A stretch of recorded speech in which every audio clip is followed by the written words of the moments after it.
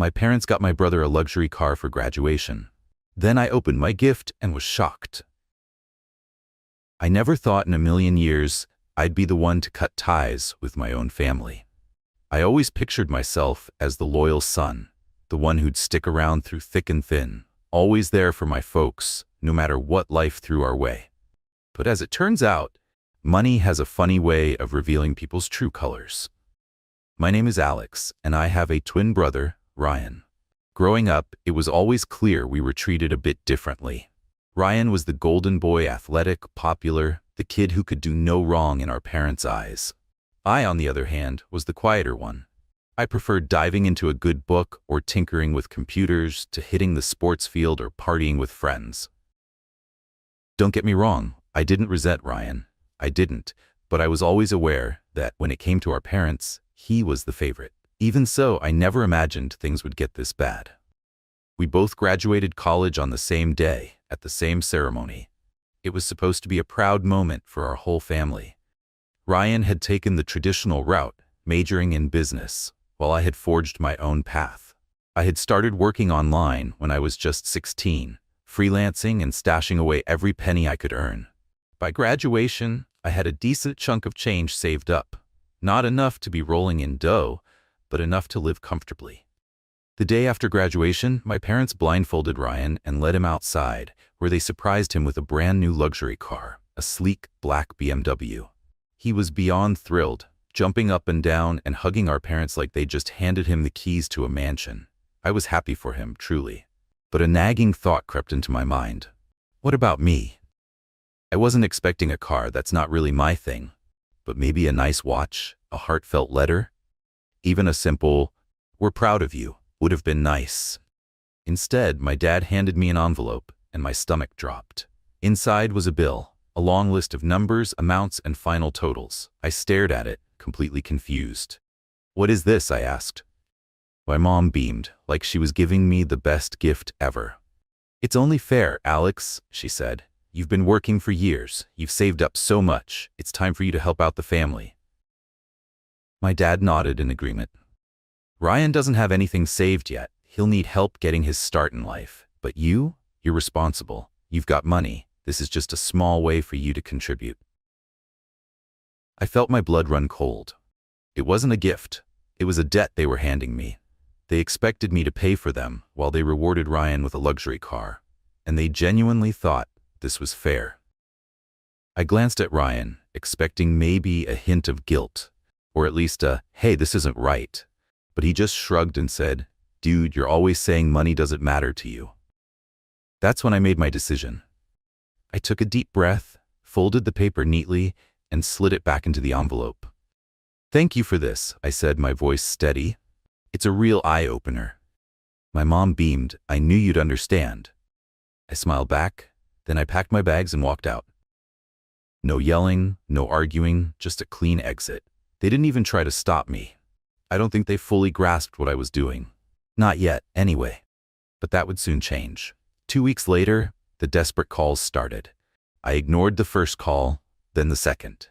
By the third call, my voicemail was flooded with messages from my parents, my brother, even my aunt. At first they were casual. "Hey Alex, just checking in, call us back." Then a little more insistent. "Alex, why aren't you answering? We need to talk." Finally, desperation set in. "Please, Alex, we didn't mean it like that. Just call us back." But I wasn't going to give them the satisfaction of acting like nothing had happened. For the first time in my life, I was putting myself first. The first week after I left, I crashed at a cheap Airbnb in another city. I wasn't sure what my next move was, but I knew I wasn't going back. I had enough saved to figure things out. My parents, however, weren't as fortunate. By the second week, my brother started calling. At first, it was all bravado. "Dude, stop being dramatic. Just come back already." I blocked his number. Then my mom switched tactics.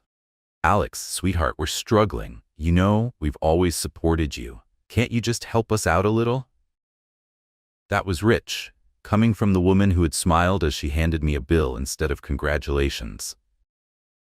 Then the real panic set in. One evening, I was checking my email when I saw a message from my dad. The subject line read, Please read this." I hesitated, but curiosity got the best of me. "Alex, we're in trouble," it began. "We took out some loans we can't pay back, and we thought we could handle it, but things are getting worse. Ryan doesn't have the means to help us, and we thought you wouldn't mind. You've always been so independent, so responsible. We misjudged the situation, and for that, I'm sorry. But we need you. Please at least call us back." I stared at the email for a long time. It was the closest they'd come to admitting they were wrong. But it still wasn't a real apology. Not really. They weren't sorry for how they'd treated me. They were sorry that I had left, and now, their perfect golden child wasn't enough to fix their mess. For years I had watched them favor Ryan, give him everything, make excuses for him, while expecting me to be the responsible one. And now, when their choices had finally caught up to them, who did they turn to? Me. Because Ryan, the son they had spent years prioritizing, wasn't capable of helping them. I closed the email without responding. A few days later, I got the call that changed everything. It was my aunt, and for the first time, I hesitated before hitting ignore. I stared at my phone for a moment before answering. I didn't know what to expect from my aunt. She wasn't as involved in the drama, but she'd always been somewhat of a peacemaker between me and my parents. "Alex," her voice was soft, almost pleading. "Can we talk for a minute?" I sighed. "About what?" "About your parents."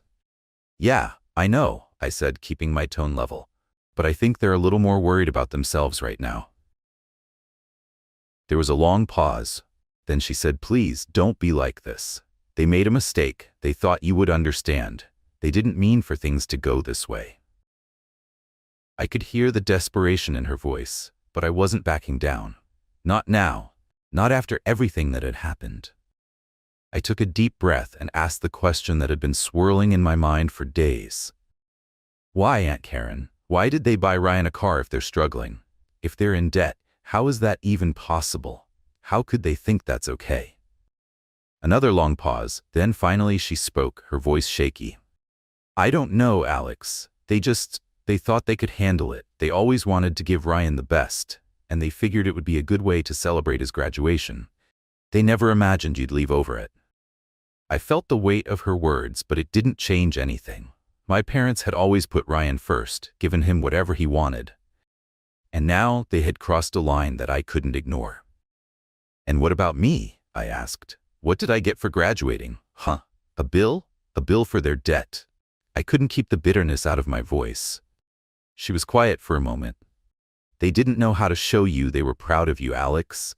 They thought you'd understand because you've always been the responsible one. But they were wrong. And they regret it. They really do." I shook my head, even though she couldn't see me. "It's not about that. It's about respect. It's about how they've treated me all these years. How they've always put Ryan on a pedestal and expected me to take care of everything else." I could feel the anger rising, but I kept my voice steady.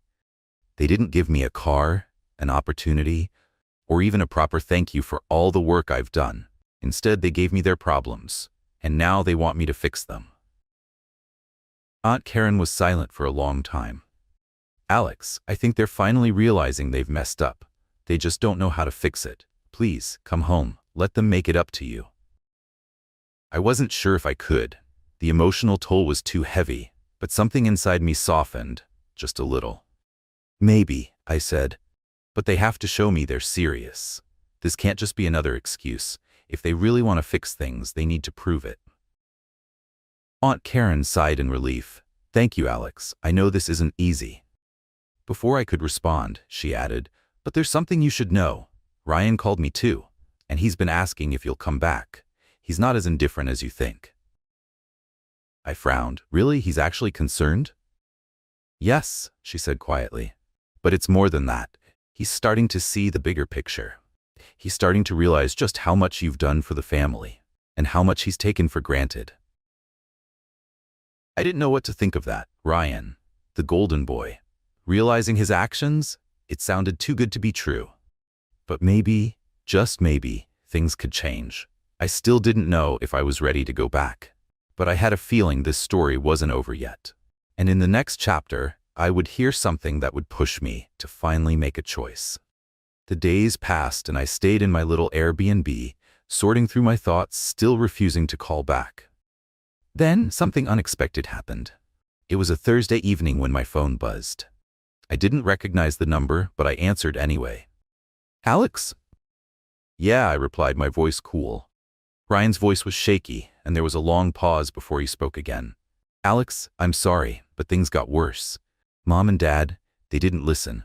I tried to talk to them, but they're stubborn. They kept insisting they'd manage, but now they've had to sell the car." My heart sank, but a part of me couldn't help but feel vindicated. "They sold the car?" I repeated, my voice cold. "Yeah." Ryan's voice cracked. "They had no choice. The bills piled up, and we couldn't keep up with the payments anymore. They sold it to cover some of the debt. It's gone, Alex. I don't know what to say, man." I leaned back in my chair, staring out the window. A rush of satisfaction washed over me, mixed with something darker. They had chosen Ryan. They had handed him a car and thrown my efforts in my face, and now, with all their mistakes catching up to them, they were losing it all. I wanted to gloat, to rub it in their faces. But I didn't say a word for a long time. Ryan kept talking, his voice breaking, but I couldn't bring myself to feel sympathy. Finally I spoke, my voice firm. "Ryan, you didn't have to lose the car. You should have known this would happen, that they wouldn't have the means to keep up. They always expect me to clean up their mess. But this time, I wasn't there to pick up the pieces." Ryan was silent. "I warned them too," I continued, my words sharper now. "When they handed me that bill instead of a gift, I told them it would come back to bite them, and now it has." Ryan's voice grew desperate. "Alex, please. I know this is messed up, but they didn't mean for this to happen. We never wanted it to turn out like this." I paused, savoring the feeling of power in that moment. I had finally broken free from their grip, from the years of being second place. "You know what, Ryan?" I said coldly. "Maybe it's a lesson they needed to learn the hard way. If they'd been a little more thoughtful, they wouldn't be in this situation now.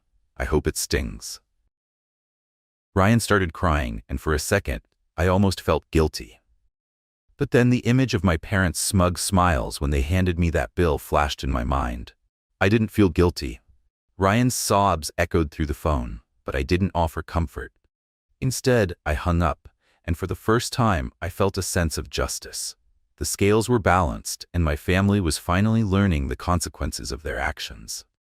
The next few days were quiet. I kept to myself, staying in the Airbnb, not responding to any messages or calls. I wasn't even checking my phone much, except to catch up on work. It felt freeing, honestly. I didn't have to deal with anyone's drama anymore. Then, on Sunday afternoon, I got a call from an unknown number. I was about to ignore it, but something inside me told me it was time to face it head on. I picked up. "Alex, Alex?" My mom's voice came through shaky and desperate. "Please, can you just hear us out?"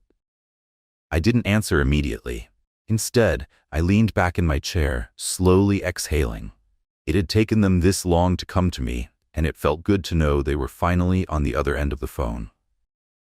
"Alex, we know we messed up," she continued. "We never should have put all that pressure on you. We should have been better. We're so sorry. Please come back. We'll fix everything. Just come home." I could hear the pleading in her voice, but it didn't move me. This was the same woman who had always told me to be responsible while giving Ryan whatever he wanted. The same woman who, instead of appreciating my hard work, had handed me a bill for their failures. "Mom, you're sorry?" I said slowly, letting the sarcasm drip into my words. "You're sorry for what exactly? Buying Ryan a car while I was left to handle your mess? Is that what you're sorry for? Or are you sorry because you had to sell it?" There was silence on the other end. I could almost hear her brain trying to process that, the reality of what she had done sinking in. "Alex, we never meant for things to get this bad," my mom said, her voice breaking now. "Please, just come back. We'll do whatever it takes to make it right. You're still our son, and we love you." I rolled my eyes, even though she couldn't see me. It felt almost pathetic, hearing her beg after everything they had put me through. "I'm sure you love me," I said, my tone flat. But love doesn't fix years of favoritism and neglect. You didn't think about me once when you made those decisions. Not once. I paused, letting that sink in. Then I added, and frankly, I don't need your apology. It's too late for that. You should have thought about this before. The line went quiet again, and I could feel my anger building. But I kept it cool, just like I had learned to over the years. I'm not coming home, Mom, I said. You made your choices, and now you're living with the consequences. I'm not here to clean up your mess anymore. There was a long, drawn-out pause, and then my dad's voice came on the line, sounding strained, desperate. Alex, please. We were wrong. We see that now. We didn't mean for it to come to this. We never meant to push you away. I let out a low laugh, and my voice dripped with contempt. You didn't mean to push me away? Well, you sure have a funny way of showing it. You bought a car for Ryan, handed me a bill, and expected me to just keep taking it. You didn't push me away. You threw me under the bus. Please, son. My dad's voice cracked. We were just trying to give Ryan something. We wanted him to feel proud of his graduation, and we thought that would make it right. But we've realized it wasn't worth it. Not if it meant losing you. It almost felt like they were groveling now, and the power was entirely in my hands. You're right about one thing, Dad, I said, my voice sharp. You lost me, and you're not getting me back just because you've suddenly realized your mistakes. I paused, letting the silence stretch out between us. I'm done here, I added coldly. So keep your apologies, keep your guilt, and next time you want to celebrate someone, maybe think about who you're leaving in the dust. Without waiting for a response, I ended the call. I stared at my phone for a long time, the satisfaction of finally putting my foot down sinking in. They had taken me for granted for far too long, but now they knew what it felt like to lose me. I could hear their apologies echoing in my mind, but it didn't matter. They had had their chance, and now they would have to live with the consequences. Weeks passed after that phone call, and I didn't hear from them again. The silence was almost louder than the chaos that had led up to that moment.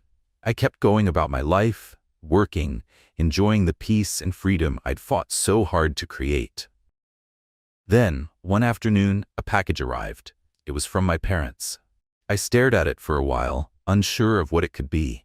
The thought of them trying to contact me again made me hesitant, but curiosity won over. I opened the package.